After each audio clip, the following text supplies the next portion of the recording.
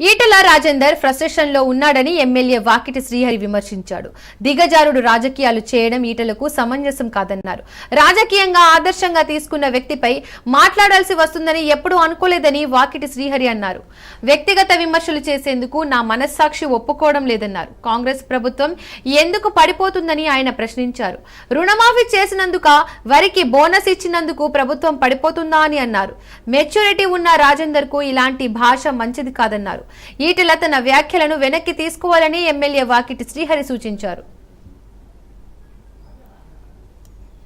చెప్పేటువంటి పదాన్ని కూడా ఉపయోగించటం నేను అనుకుంటున్నా మీరు అన్నటువంటి మాట ప్రియతమ ముఖ్యమంత్రి రేవంత్ రెడ్డి గారికి తాకుతుందనో ఆయన్ని అనాలనో అన్న పదంగా రేవంత్ రెడ్డి గారికి తాకడమే దూరం అట, కానీ అది మీ నోట రావడం కూడా కరెక్ట్ కాదు అనేది నా భావన. కాబట్టి నేను మల్కాజ్గిరి పార్లమెంట్ సభ్యులు ఈటెల రాజేందర్ గారిని కోరుతా ఉన్నా, దయచేసి రాజకీయ విమర్శ ఏ విధంగా ఉండాలి, లేదా రాజకీయ ప్రభుత్వం మీద మాట్లాడుతున్నప్పుడు మనం మాట్లాడే విధానం ఆలోచింపజేయాలి.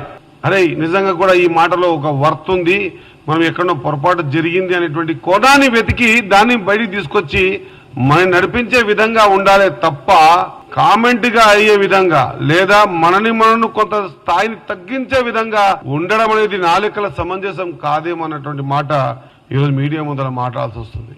ఒక పార్లమెంట్ లాంగ్వేజ్ ని